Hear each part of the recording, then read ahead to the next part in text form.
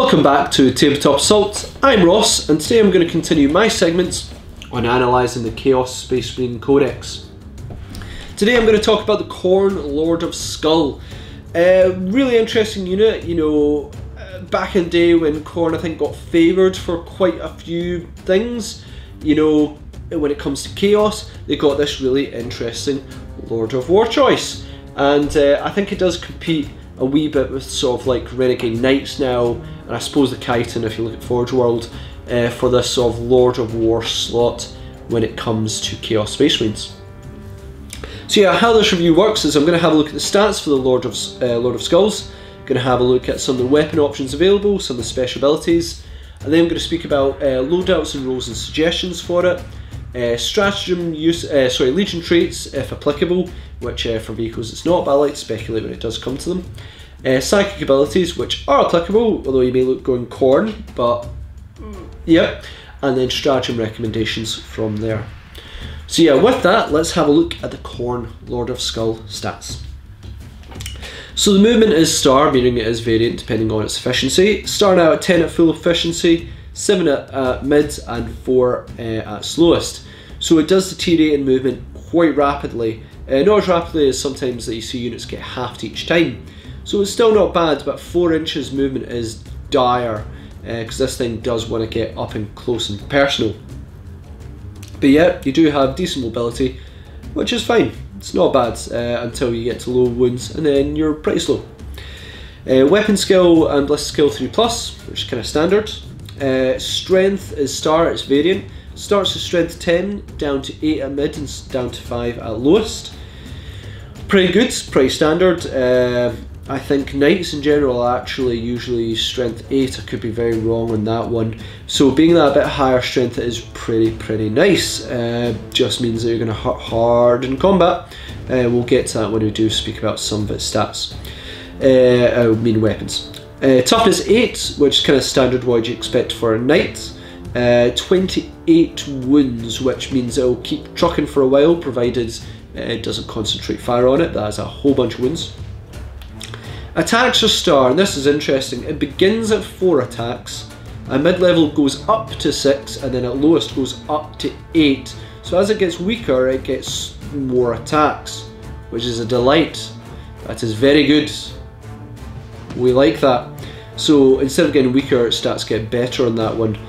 Yeah, I can accept that utterly. So yeah, and we can speak about why that's good later on, apart from the obvious reasons. Leadership 8, which unless there's psychic shenanigans, stratagems or anything like that, shouldn't really be a big problem. And 3+ save, which is kind of what you expect from Knights, etc. You're not a Land Raider, you're not getting your 2+ save, no chance. So it comes stocked with Gorm Storm Cannon, Hideous Gatling Cannon, and Great Cleaver of Khorne. It can switch out the Gore Storm Cannon for an Ichor Cannon and Demon Gore Cannon, and the Hades Gatling Cannon with Skull Hurler. I'll speak about these in a bit more detail in the War Gear section. Essentially, you've got a whole bunch of ranged weapon options, but you've only got one melee one, and we're fine with that because it's pretty dangerous. So in terms of abilities, it has Demonic, so it's a 5+ invul. Excellent, you know, all-time invul, 5+, great, always handy. Infernal Regeneration, at the beginning of each of your turns, this model heals a wound. Excellent, get a wound back, always nice, keep it trucking. Explodes if this model is reduced to 0 wounds on a d6 before removing the model from the battlefield. Roll a d6 before you remove it from the battlefield. On a 6 it explodes, and each unit within 2d6 suffers d6 mortal wounds. It's a big explosion. Be careful, you want to make sure that you're up near your opponents if it does explode like that, and try and take them with you, which is always quite nice. Not so good if he's in the middle of your units. Then finally Titanic Demon Engine. A Khorne Lord of Skulls can shoot if there are enemy units within 1 inch of it, as long as all the enemy models have the infantry keywords. That's pretty important. If this, in this case, it can shoot the enemy unit that is within 1 inch of it, or any other visible enemy unit that is within range and more than 1 inch from a friendly models. In addition, a Khorne Lord of Skulls can move and fire heavy weapons without suffering the penalty to its hit roll. Finally, a Khorne Lord of Skulls also gains a bonus to its save in cover if at least half the model is obscured from the fire. That was a bit of an unusual one because when it comes to cover and vehicles, oh man, it's a mess. What that's saying is that basically, you know, if you're stuck in combat with a bunch of infantry guys, cool, have loads of ranged weapon, clear the way with them as well. But if you're stuck in combat with, say, a Dreadnought or Rhino that's not dead yet from, you know, obviously smacking about a wee bit last turn, then you won't be able to shoot at it, and as far as I'm aware, you won't be able to fall back and shoot at it and charge. You'll essentially be shut down until you then clear it away, which you should do quite effectively. But it means that you know, unless they've got the infantry queue where they're gonna stop you in your tracks, you can fall back if you want, but you're not going to get to fire and you won't get to charge, which is not good. You can still move and fire heavy weapons without the penalty in your hit roll, but essentially you don't get the ability, which I think a lot of knights and things get, where you can fall back and fire and charge sometimes as well. But at least if you are in combat, you can keep firing, and you can fire other visible units that are within range as well, but only if there are infantry. So it's a bit unique compared to what you'd think is a standard knight or Lord of War sort of walker rule. And it's a bit interesting in that one. I think it's quite good, but if a Rhino nudges it and survives, then it's going to be a right pain. You're going to go, right, I need to swat you aside another turn before I get to unleash my weapons, I get, you know, my other ranged weapons. So that is the Khorne Lord of Skulls on sort of the codex part there. I'm now going to speak about sort of what I think the sort of loadout role and sort of ways to use your Khorne Lord of Skulls. The Khorne Lord of Skulls has a number of loadout options when it comes to ranged weaponry. When it comes to combat duties, it only has one option with a Great Cleaver of Khorne. But with a name like that, it's pretty fine, and it has, you know, its melee and smash options, which is perfectly acceptable. So, what about the loadouts? Usually I prefer, when I talk about them, I try and speak about my preferred loadout.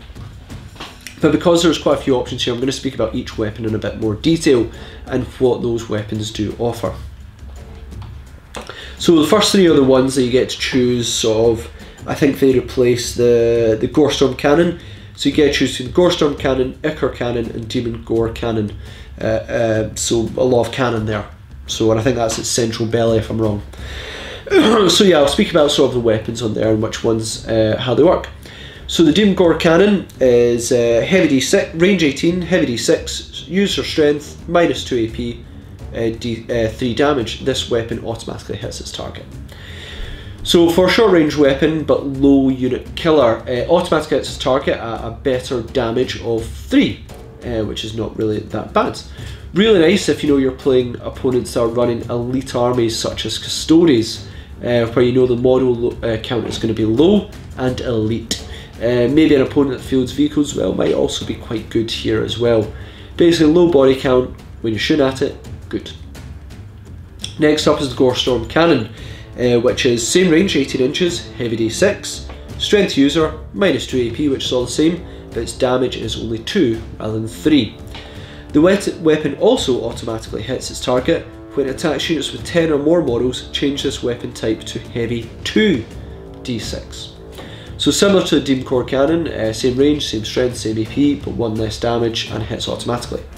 Difference is, if you attack a unit with 10 or more models, then you get 2d6 attacks. So interesting to talk about this one. Not many elite units usually come in units of 10 or more. They might start at 10, but you might not see them, you know, if they've got like 2 wounds and things, you might not see them in units of 20. Sometimes you do, sometimes you don't. I think it is very, very rare.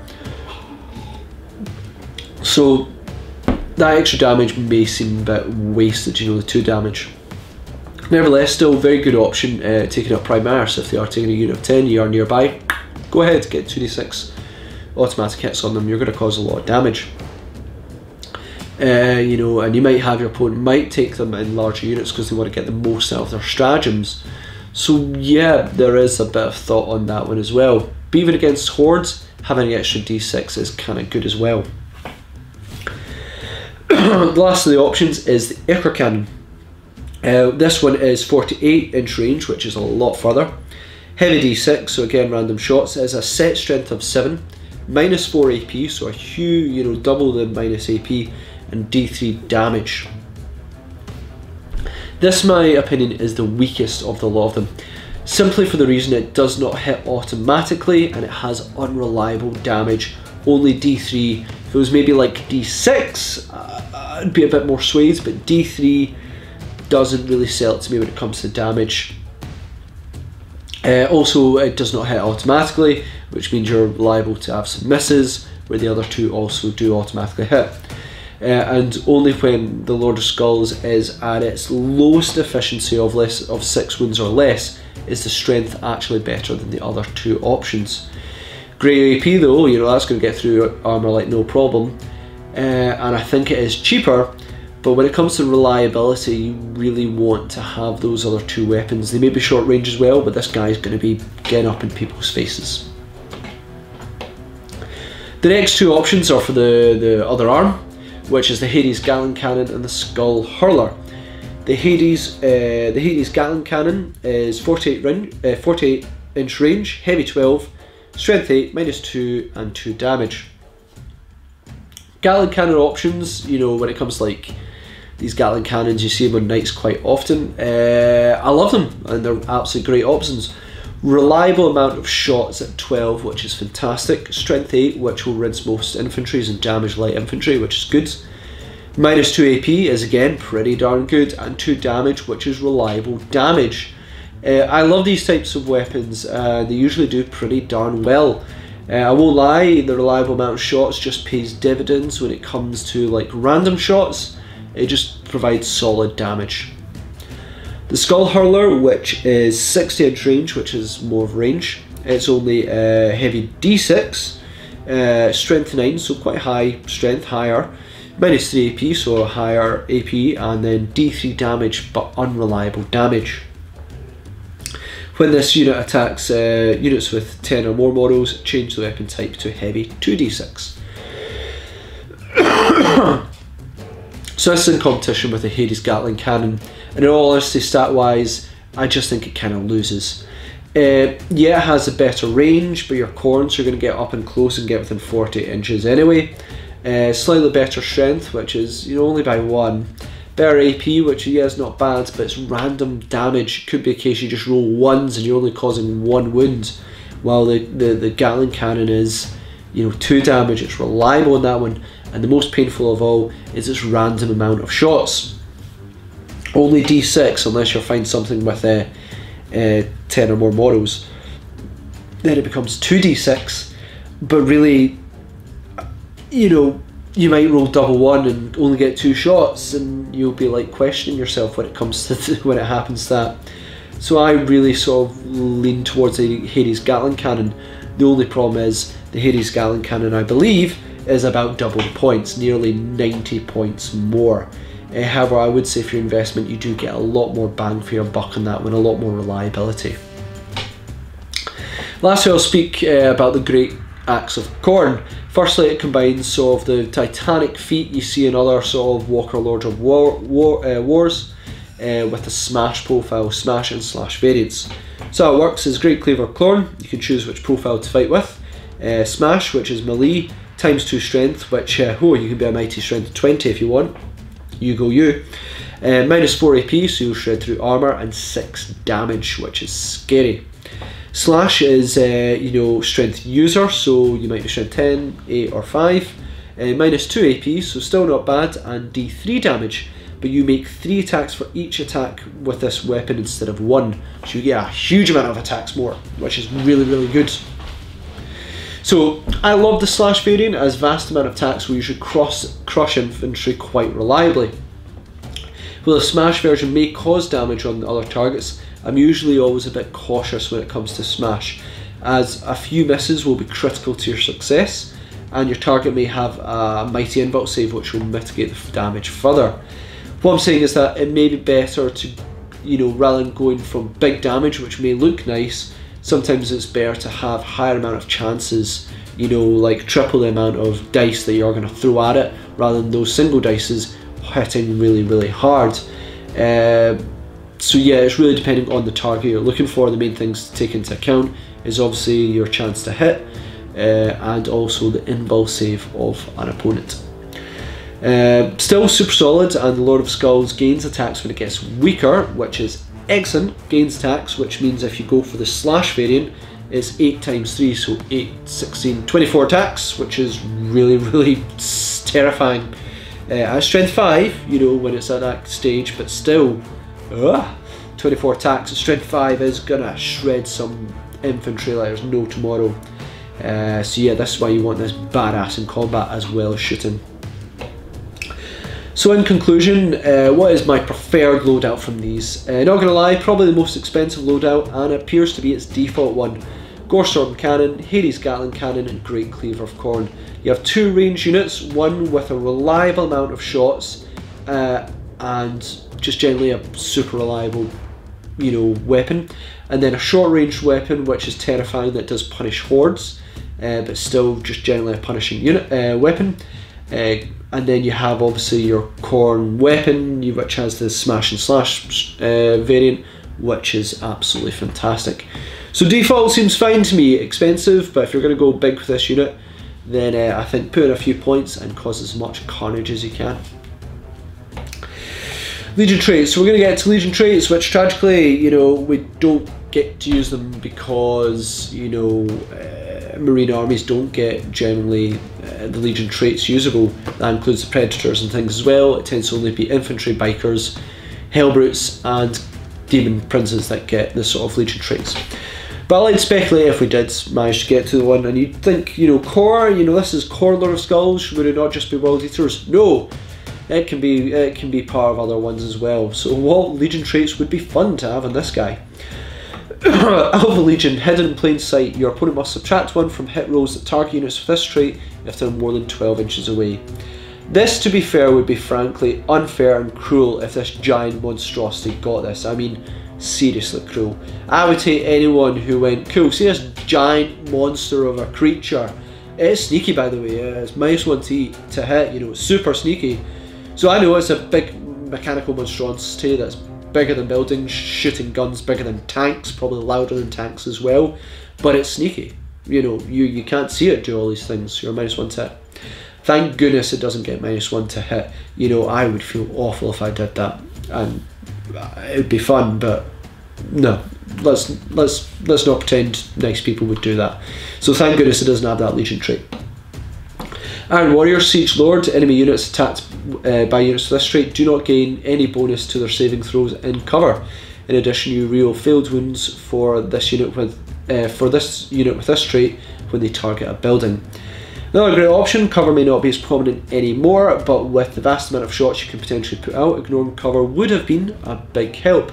As for the building part, not sure. I've not fired at one yet in 8th edition, so not sure.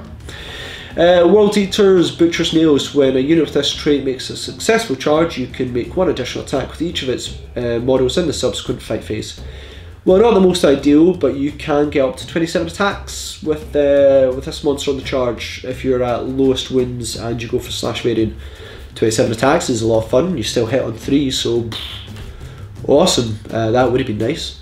And finally, Night Lords, Terror Tactics. Models in an enemy unit must subtract 1 from leadership characteristics for each unit with this trait that is within 6 inches of theirs, to a maximum -3. Big, scary, large base, should affect a lot of units. But alas, we don't get Legion traits for this unit. Would be fun, and Legion trait and Alpha Legion would be, you'd lose friends. So yeah, no, none of that for us. However, we do get psychic abilities. It seems a bit unfair to go Khorne model psychic abilities. No, certainly not.